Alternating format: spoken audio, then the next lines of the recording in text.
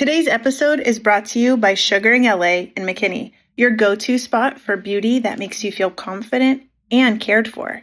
Whether you're looking for expert sugaring, skincare, or just a little self-care moments, they've got you covered. Treat yourself today. You deserve it.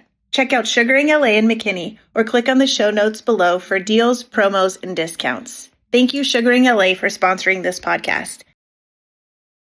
We are back, and I have Lauren Palmer here with me. Lauren and I met literally like 3 weeks ago. That's 3 weeks ago. True, we did. I walked into a room to become a Stephen's minister. And after 2 years of wanting to be in Stephen's ministry training, and I had a Stephen's minister myself, and I went and I decided, okay, I'm going to take this class. And I walked in and I sat across from Lauren. And Lauren, her last name is Palmer, which my husband's a golfer. So there's Arnold Palmer. Mm-hmm. And then I knew another Palmer family at our church. So I was like kind of chit-chatting with Lauren. And she seemed a little business. You seemed very business. I am very guarded in situations that I'm not familiar with yet. Right. So I'm the golden retriever and I'm like licking at her leg. She won't and it's funny. Like I'm very guarded with people I don't know. Like I don't know what you're about. Yeah. Like I'll be friendly, but I don't know if I'm going to let you in. Yeah. And Ruthie just wasn't having it. No, she's like we're going to be friends. We are friends. And this is so true. And it's so true. And I'm glad that I let my guard down a little bit. That was awesome. So we met like 3 weeks ago. And I was across the room, and my boss, who runs the course, is like, okay, so we're going to switch things up because guys are with guys and girls with girls. He's like, Ruthie, move across the room. And I was like, oh, okay. Yeah. She's not loving me yet. We're not there. And then I had all my stuff laid out. Like I just came with like a plethora of items and I got it moved. So I kind of like move across the room. And then he's like, you guys are going to be prayer partners. Well, in our introductions, Lauren is like, I love to pray. Prayer is like my weapon. It is her thing. She is like a prayer warrior. And I was like, oh my gosh, y'all, I just hit the jackpot. Like I get to be with a prayer person that's going to be praying for me. Like if anybody, I don't know if anybody else took it as serious as we did, but we exchanged numbers. She finally was like, okay, fine, I'll let her in. This little puppy, like this stray dog. And I was like, yes, please, I'll take snacks, whatever. Just be a friend. And so she invited me to her house, which is absolutely gorgeous, like the most magnificent home. When I walked in, I was like, are you kidding? Am I like on camera here? So I walk into her house, like absolutely beautiful.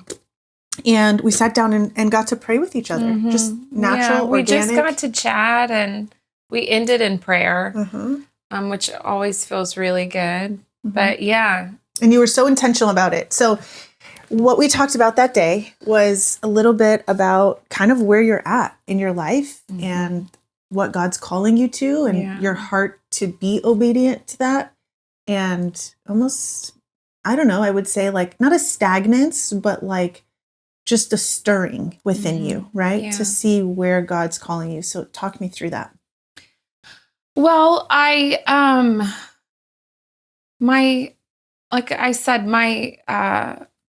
my two longest prayers that I've ever prayed are for my marriage and my work. I was so blessed, and even just being here today has even just reminded me how blessed I am.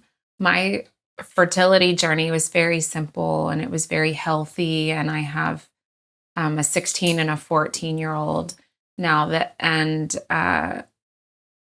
was never really part of that was never a long part of my journey. Mm-hmm. It was a simple one. But work and marriage have always been my biggest prayers. And with work, it really started like the second I graduated college. I have a degree in fashion promotion. I have a minor in Italian.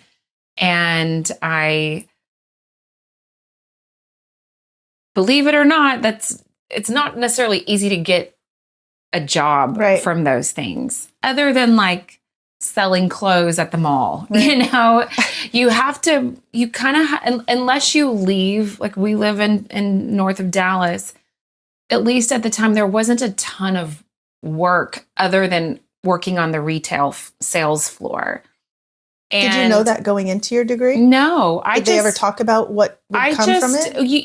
Yes, you learn, but they weren't really explaining like for the jobs that they're talking about. That's in like New York, LA, Milan, Paris. It's not in Dallas. There's not as much in Dallas or the outskirts of North Texas where I was living. And so that's where it all started. It was just really hard to get a job.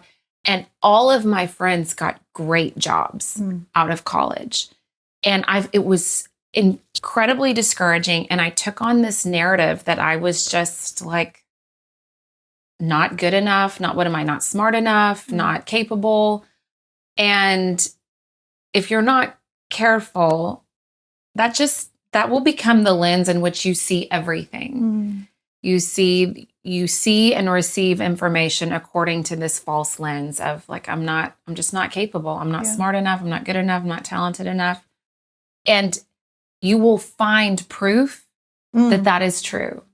And the reality is when we were like, the actual truth is when you were knit together in your mother's womb, it was very specifically, very purposefully, because there's never been anyone like you and there will never be anyone like you. Right. So your unique perspective is vital. It's important. That is what's true. Not that you're not capable. God will make you capable for whatever he calls you for. So if we're not careful and we believe this lie, that will horribly impact the trajectory of your life. Yeah, for sure. So with this kind of lie intact, I go about my life for a long time. And when my boys were 2 and 4, kind of I'm a writer is now my career. And my first foray into that was my boys were 2 and 4. And I really felt this urge to write. I was an avid journaler my whole life. I'm highly emotional, and it's so overwhelming sometimes that writing is like just very therapeutic for me. And I'm journaling every day, and writing by hand every day was just like kind of medicinal for most of my life since I was very, very young. And when my boys were 2 and 4, I got into bed one night and I looked at my husband and I said, literally the only things I thought about today were about the boys. I never had an original thought other than Ninja Turtles, sippy cups, nap time, car seat belt, wear your shoes, goldfish. I mean, that was the only, there was no evidence of Lauren left. It was all mother. And we all go through that season. I know you're still like very much in the season of young ones where they're so labor intensive when they're so little. Now I have a 16 and a 14-year-old, and you have to be very intentional to spend time with them. At this point, you go through a different season. Right. But I knew I needed to do something just to have find a little bit of myself again. So my first foray into that was starting a blog. I started a blog. I called it The Art of Living Beautifully. And it was to inspire myself and anyone who might be reading to take part in life again. Whether they were the mother of young kids or maybe newly single, newly divorced, newly retired, if they were in some sort of a transition and they needed to find themselves again, I hoped that whatever I was writing was inspiring. And I did that for 6 years, at first as a blog. I turned it into a digital magazine and then into a printed magazine. And then when COVID hit, I just stopped. It was time to stop. And I can come back to that later. And then for a few years, I was really just at home again. I wasn't really working. 2022 was probably one of my hardest years. I had lost 3 very close people to me to cancer. Boom, boom, boom, right in a row. One was a little 13-year-old boy who had horrible blood cancer, and 2 were other moms that had kids my children's age. So it wasn't like someone who had, none of them were people who had long lives. They were like mothers. And years later, it's still like so sad when I think about it. Mothers and like littles, like the same age as my boys. So that happened in 2022. We were displaced from our home for 8 months in 2022 for some construction. Our 17-year-old dog died. Like it was just a long year. And when 2023 came around, I felt like I'd been through like a car wreck, hurricane all at the same time. I was emotionally spent. And I knew I had to do something to feel like myself again. Like I was again in another transition, like I had been when I started the Art of Living Beautifully. Suddenly I was back there again. I'd lost myself again in kind of in grief and disturbance of normal life. So I did what I could, what would help me feel the most like me. The first thing I could think of was cooking. I love to cook. Cooking, it's not the first thing I would think of. Cooking and eating. That's amazing because that's not on my top 10. No. But I love that. I love eating. I like to, I wanted to cook and nourish myself. That was more of it. Like I just wanted to feel nourished because I probably hadn't taken care of myself very well the year before. And I ended up going to France that year on a trip by myself. Oh, wow. A cooking trip, and I cooked my way across Provence. And when I came home, I had an idea for a book. So it just I wrote my first novel and published it last year. It's a fiction novel. It takes place in France. And I guess I know there's more. I know there's more books in me, but I'm not there right now. So at this point, I feel like I'm at not a transition because I know where my talents lie. But I think for the first time, I realized that the trajectory that I've had for myself is a very worldly one. And not that it's not noble. I want to write books. I want to share my faith. I want to inspire women. I want to encourage women to take part in their life again. Like my message has always been the same, no matter what medium I'm communicating through, whether it's a blog or a Substack or my novel or my magazines. My message has always been the same. And I feel like it's a noble desire, just like when you graduate high school, well, what do you want to do? Well, I want to be a doctor. I want to be a lawyer. I want to be whatever. I want to be a writer. But I think I realized recently, around the time that you and I met, honestly, was that my goals were worldly. Even though it was noble, it was worldly. And I feel like what I have to be willing to do is throw what you see for your future to the wind and say, like, be willing, like I think this would be a hyperbole. Like, what is that word? That's a big word. It's like hyperbole. That's a hyperbole is like I feel like we should be willing to, without knowing any details, get on a rocket ship with God and leave the galaxy. I feel like that's submission. Whatever you have planned for me, like truly, I'm letting go every thing that I want, my future, all my hopes and dreams, I'm letting them go, and I'm getting in your rocket ship, and you take me wherever you want me. And that's the first time in my life. I mean, I'm 43. I've had my prayer for my work, let's say, since I graduated college 20 years ago, 19 years ago, whatever it was. So that prayer has shifted over the last couple weeks. There's been this transformation in your comprehension of like submission and your desire for submission and your goals. Like you're kind of like the veil is torn a little. So you're kind of seeing things differently. What does that look like? How do you walk that out?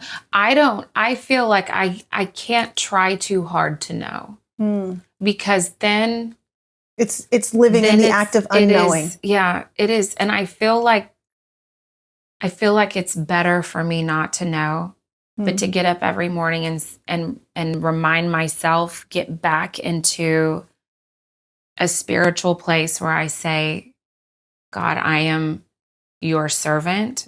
What your servant is listening. What do you want me to know right now? Yeah. What do you want me to do right now? So this wasn't an easy decision. This was prayer and fasting and like you kind of coming before the Lord, asking to almost realign your heart to have that posture towards him. Yeah, because it doesn't work otherwise. Yeah. Like it 100% my work is an idol. Wow. And I'm very aware of that now.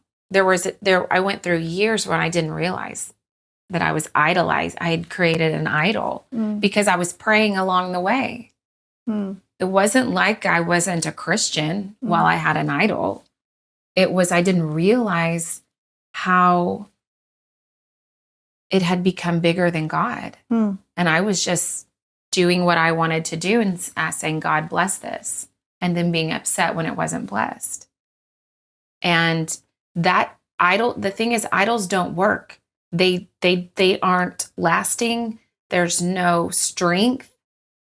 And so I can go in and out of idolizing work 1,000 times during the day if I'm not careful. And I think most of us do. If something in a moment is super important, if we're super focused on it, boom, it's bigger than God. If something is super scary all of a sudden, not that we're idolizing it, but we're giving it more power than what Jesus commands. Yeah. We're giving it authority over how we feel, how we think. It becomes a lens of how we view everything, a lens of fear or whatever. So I think if your idol breaks you down enough, which it will, eventually, you might be strong or have the capability, the resources to hold it up for a while, but eventually it will fail. And then you will fail. Yeah. So I think where I came to at the beginning of this year was in kind of a new place with work. I was publishing a Substack. I was so excited about it. It like the words were pouring out of me, which is wonderful for a writer when your words flow. Yeah. And no one was reading it. Nobody. And it just kept things continued to happen that showed like this is not your path. This is not your lane. I have something better. I have something different. But I argue with God. I'm always arguing with God. I always think I know better. I always think I know more. And I'm someone who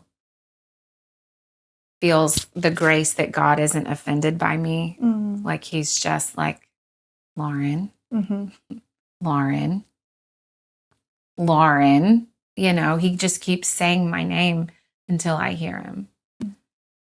so gentle with us, even though we are, I don't know, we kind of want to prodigal our way out of circumstances. We want to fix it. We want answers. Somebody told me, you can have understanding or you can have Jesus, but sometimes you can't have both. Yeah. And I think that's a critical piece in our journey as we're trying to navigate, like, trying to make sense of it.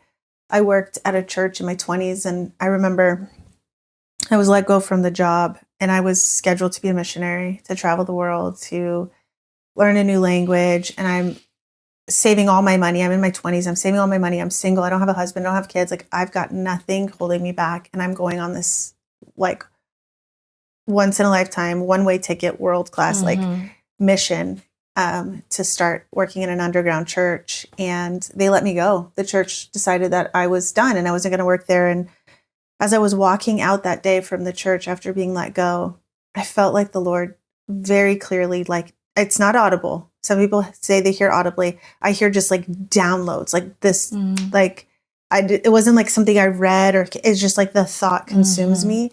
And I felt like the Lord said, you had an affair with the church. Come back to me. And it was this love affair with his church, with these people, with everything that I had going on to become whatever I thought I was supposed to be. It was noble. It was to be noble. A missionary, to give up my whole life. I didn't care about having kids or a husband or anything. I was like, whatever you call me to, Lord. But I also felt like, looking back now, had I gone on that one-way ticket mission trip to live in Africa, I probably would have lost my faith along the way, because so much of what I built, an understanding of who God is and wanting God to be, was really surrounded by the people in the audience. Yeah. And so I didn't have an audience of one. I had an entire congregation that I wanted to impress or prove that I was worthy of this calling. Yeah. And God is like, I see your heart. Like, there is an affair taking place, and I'm not your first love. And it was brutal. It's been 10 years, and I now work in a church, and I feel that I'm called to that, and I have this respect for the church and understanding. But even for infertility, like, if you're trying to have a baby, it's like God gives us these desires to be a writer, to share truth, to share faith, like that. It's noble. It's honorable. It's great. It's a gift, and we want to share it with the world. But then the Lord is like, he knows our hearts, and that's a hard place to be. That's a humble place to be. You know, humility is painstaking, but just so freeing too. Do you feel a sense of like breathing again after all this time? Like, okay, I don't have to figure this out. Like, you're less responsible for the outcome because you're living each day within the call of the day. When you're out of alignment with God's, I just keep calling it a rocket ship, because that's how it feels to me. It feels like I am trusting God to take me out of a galaxy that I have no idea where we're going or what's ahead or anything. I'm completely out of control, which we're never in control, but there are certain things that we feel like we have some control over. Like what I'm doing tomorrow. Well, I don't know what I'm doing tomorrow. But when you're out of alignment with the rocket ship that God has for you, it's exhausting. It's exhausting trying to build your own path. It's like pushing boulders uphill. That's what it's felt like for me anyway. Is I'm pushing all these boulders uphill, trying to pave this path. And not to say that when you're in alignment with God that it's easy, because we have to work. I mean, we work, and sometimes it's really hard work. But I think there's a flow involved that propels you a little bit forward and a little bit forward, or a lot forward. But when I've been out of alignment with God, it has been an uphill battle every step of the way. So submitting that and saying, I'm letting go of what I want. I'm letting go of the future that I see for myself. And I'm going to let you propel me to the next galaxy.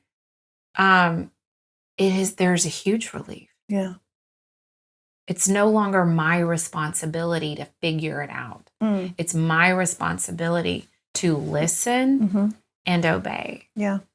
So talk to me about listening and obeying. Like, I just talked about how God spoke to me and he downloaded that information that said, hey, you're having an affair, like so gently, so powerfully, so simply.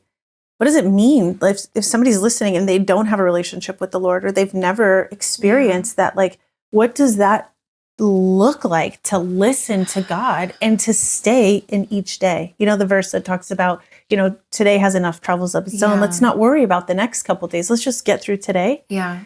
How do we tangibly stay in today when we're designed to create? Yeah.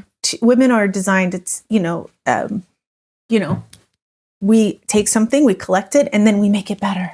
We take food and we prepare it and we have a production and we have a result. So we're very results driven. We're in a busy city. We're women and we're producing and we want results. So what does that look like for somebody to stay in today's troubles and not worry about tomorrow and have grace and forgiveness within yourself for the days before? Well, a couple of things. Number one, I think, and this is coming straight from an incredible book that I've recently finished. It's by Jamie Winship called Living Fearless. And it's about understanding your true identity in the Lord. Like what were you called to be? Not necessarily a specific vocation, but deep down what your mission is. Like I feel like I was created to create and to love women. Everyday, normal, broken women. I'm a creator who loves women.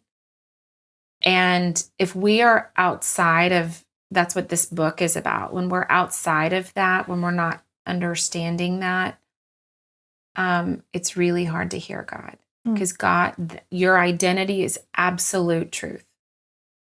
You were made, you were knit together in your mother's womb. That is absolute truth. You were made by the God, the creator of the universe, the creator of all. When we're outside of that truth, it's hard to hear God. And it's so easy to hear the mimic of the enemy who just like quietly comes in and whispers something a little bit different. Takes you to a little bit of a negative place. So number one, I think we need to understand who we are in the Lord. And that's as easy as saying, God, I want to hear you. I want to know your truth. Who am I? What do you want me to know? And don't worry about ascertaining whether what comes to mind is of you or of God. Don't worry about that at first. Just write down what you see. Write down what you hear, what you feel. And start practicing hearing God, actively hearing. Like you said, we don't always hear an audible voice. Right. I don't. I feel words is how I kind of hear God. That's cool. I have to have my eyes closed or I'm distracted, looking around, thinking of something, seeing someone walk by. But I need to have my eyes closed and I need to be really quiet to hear God. I think that's number one. Number two, like I said, I really need to remind myself that my purpose is to be God's servant. It's not about what I want and the trajectory and the future that I see for myself.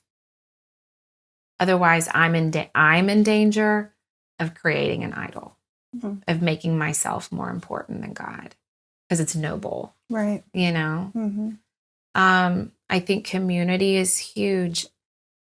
I told you when we sat down, like I'm pretty guarded, and it's been a very, very long time since I've visited with a group of girls like this that I don't know. Right.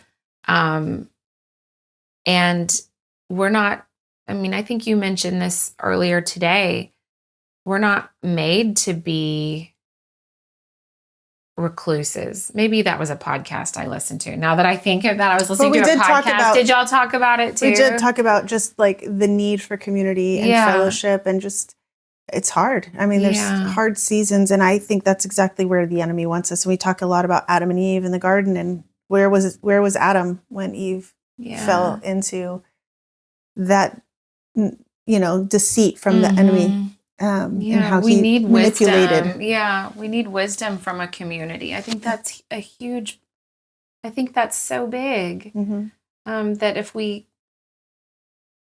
get too guarded and too alone, there's only your voice and God's voice and an enemy's voice. Right.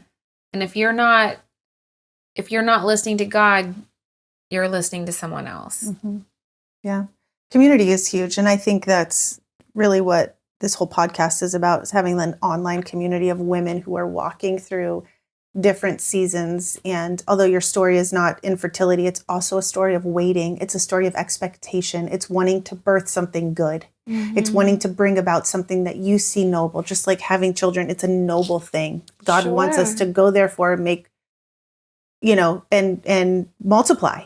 And so that's a noble thing to want to be a parent. And it's a noble thing to want to encourage and create space for women and to help them. And so I think it's good to be reminded to align ourselves with his desire, almost to slow down, like a permission to pause, but like pausing on the results, because idle is different. Like idling, like standing still is very different than like a pause or a step back into place and say, you know what, Lord, I might be getting ahead. I'm not really sure. Here's the whole lane and what I see, but you are outside of time and space. Can you redirect me? And it's hard to get there. It's humbling to get there, but man, is there so much freedom. I think from three weeks ago when you and I were talking and praying at your house till today, there has been a huge transformation for you. I bet there has been. I feel I don't really it's probably something I haven't even really processed much of yet. But I'm sure that's coming, Sometimes you have to get on the other side to like look back and see like what just happened, what just happened. But I do feel happy about submission. I feel relieved by it.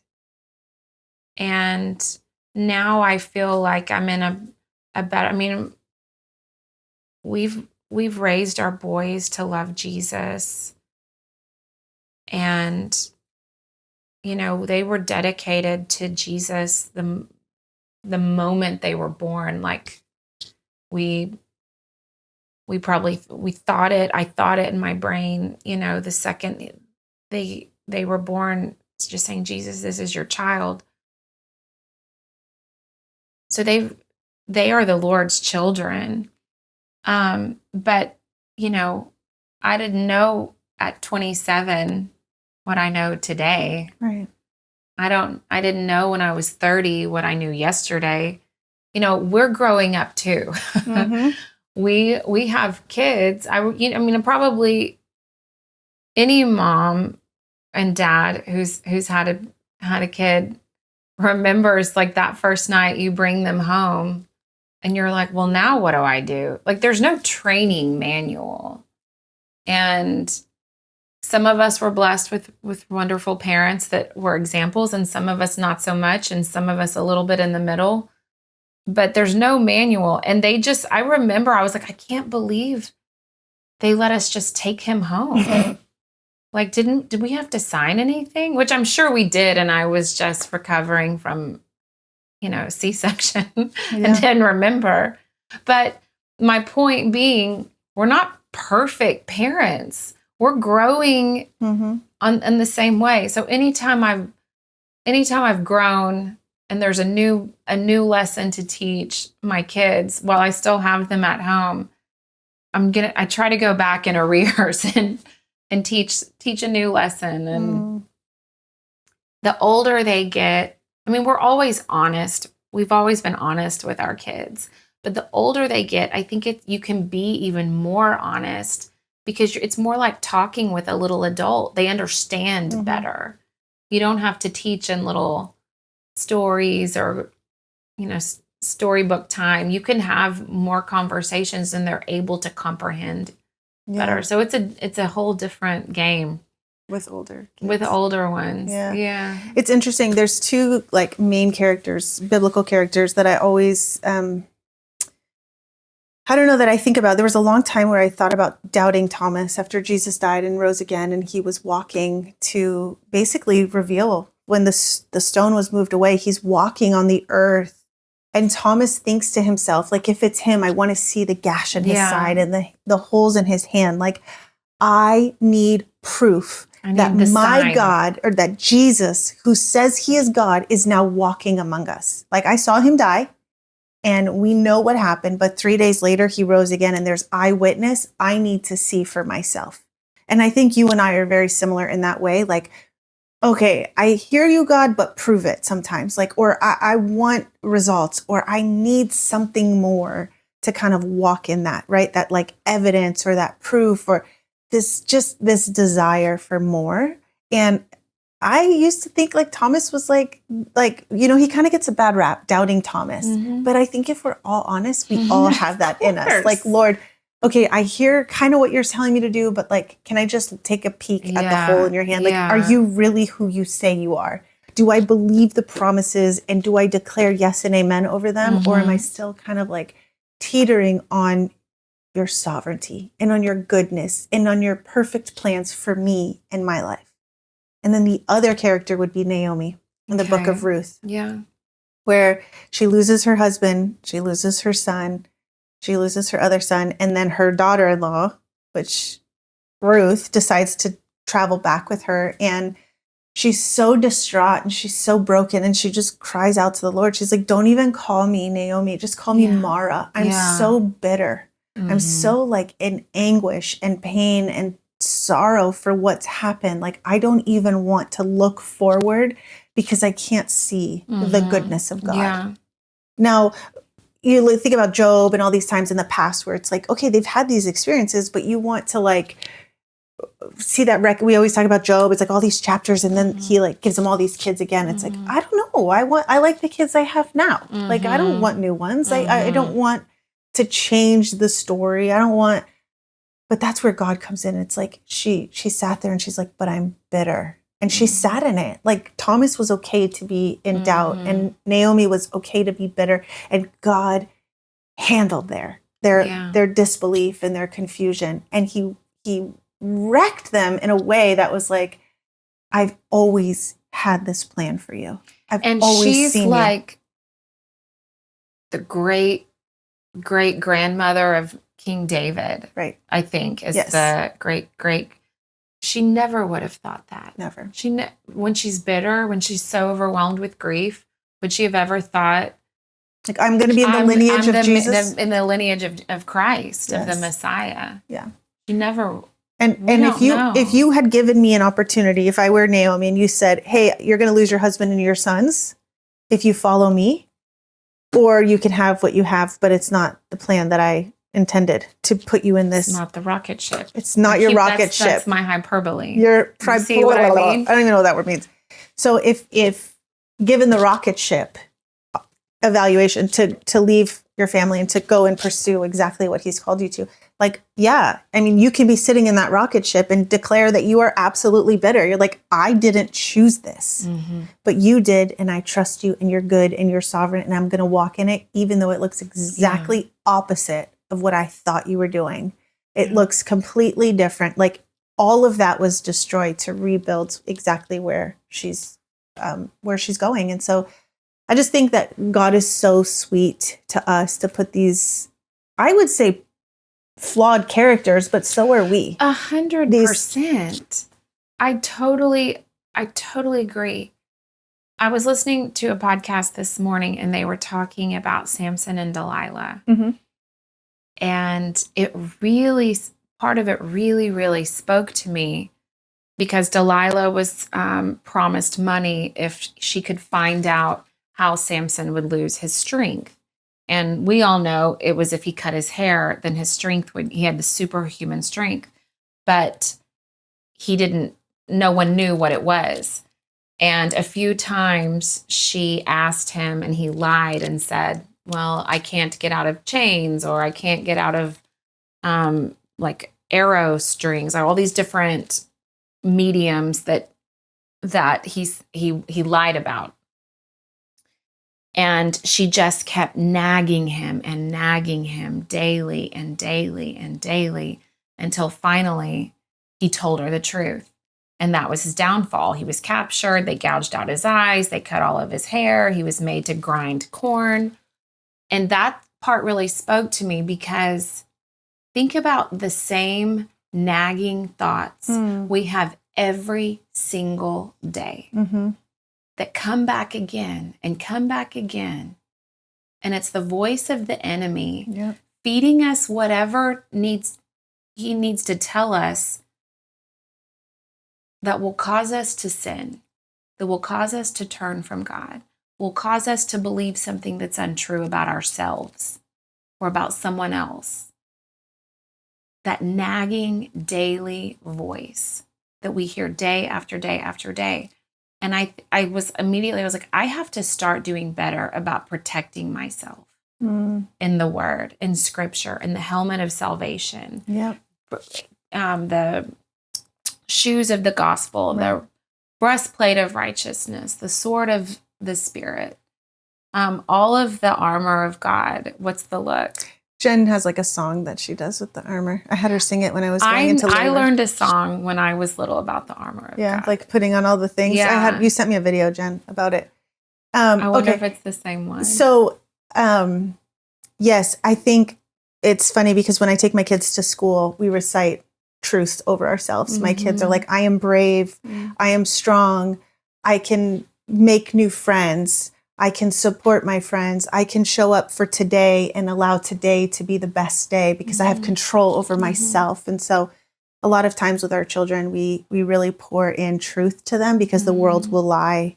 The enemy will deceive. We will allow like all these interruptions to come through. And I'm honest with my kids when I have a disconnect with a friend or I have an issue that comes up, I speak to them in truth of what's happening, but then I speak God's truth over myself so that they know, hey, you know what, this did happen and this is how I felt. I was embarrassed, but you know what? God says that, he was with me and he strengthens me and he supports me and I'm never alone. He will never leave me nor forsake me. And I preach that message over myself and then into my kids. And again, different age. I think your 16-year-old probably doesn't want to recite, I am brave, I'm strong, but there's things you can do with a teen. Things. And I speak over him. Yeah. I pray over him. And those are prayers of mothers. I mean, all prayers are heard, but it is our responsibility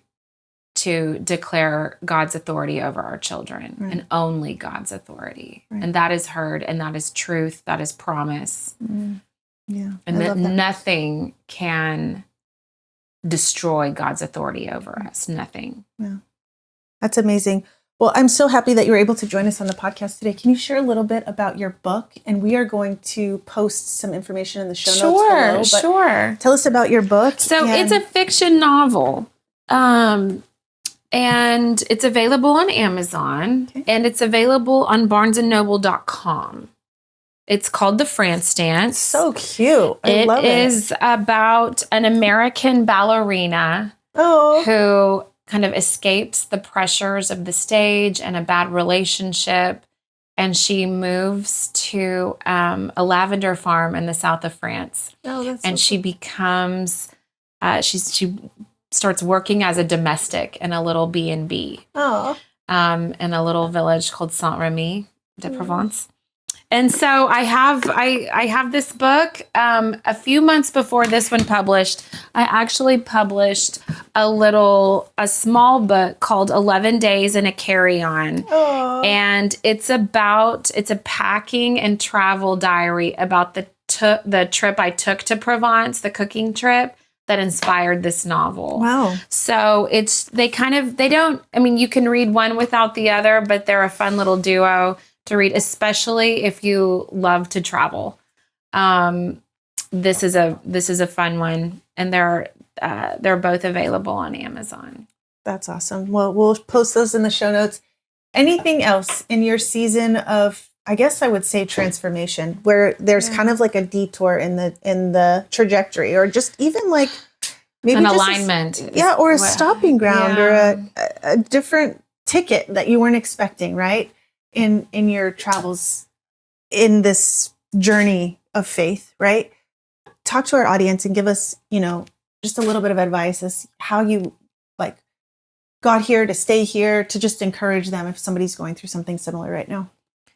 Well, I mean, I said it before and I'll say it again. Idols don't work. So if something's not working, check on that. Check to see what that is. Mm-hmm. Is it bigger? Do you think about it more than God? Is it the most important thing in your life? Do you spend the most waking hours thinking about it? Focusing on it? Are you making decisions and then asking God to bless that decision? That's so good. I think we have to check ourselves for idols constantly. No, we don't have calves, golden calves that we're worshiping, or the Asherah pole, or whatever you read about in the Old Testament. But we have idols, and they're easy. They're so easy, and they're so easy to develop. So if something's not working, check on that. Yeah.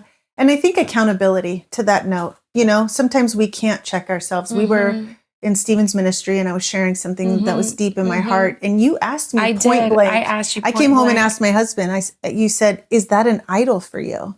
And I was like, what? And I just rattled off all the reasons why it couldn't be. And then I came home and I said, I was asked this question, and I want to make sure that if this is an idol, that we sacrifice it tonight, because I only want what is ours to receive. And we talked it through, and we don't feel that there is an idol in that decision, but it was so pure to have somebody like you, a strong woman, to speak truth over me, to check my heart and say, is that an idol?